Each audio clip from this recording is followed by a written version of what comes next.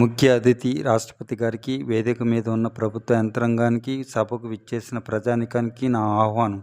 ఈరోజు ఒక అపూర్వమైన సుదినం. రైతుల విషయంలో ప్రభుత్వం తాను చేయగలిగినది చేస్తున్న కొన్ని కారణాల వల్ల రైతుల ఆత్మహత్యలను పూర్తిగా అరికట్టలేకపోయింది. ఇక్కడ కూర్చున్న హర్ష పీపుల్స్ వార్ గ్రూప్ దాడిలో చనిపోయిన కమిషనర్ కరుణాకర్రావు కుమారుడు, సర్వోత్తమరావు గారి మనవడు రైతుల మీద ఉన్న అపారమైన ప్రేమతో తన పిత్రార్జిత ఆస్తులను అమ్మి రైతు కుటుంబాలకు సహాయం అందించి తాత్కాలికంగానైనా ఆత్మహత్యలను ఆపగలిగాడు.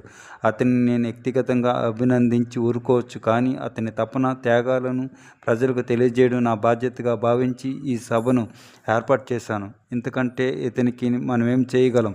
హర్షను సన్మానిస్తానంటే దానికి కూడా అతను ఒప్పుకోలేదు.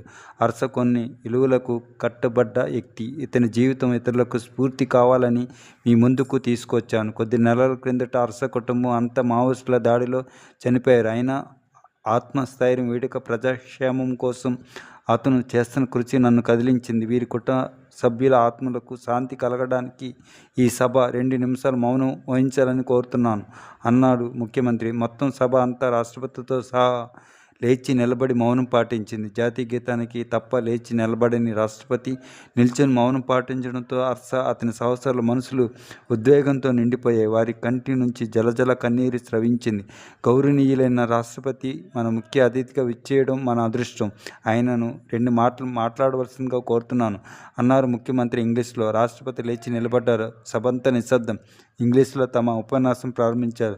ముఖ్యమంత్రి తెలుగులో అనువాదం చేశారు. గౌరవనీయులైన ముఖ్యమంత్రి గారికి, మంత్రులకు ఇలా పేరు పేరున రాష్ట్రపతి ఉద్దేశించి ఉపన్యాసం ప్రారంభించారు.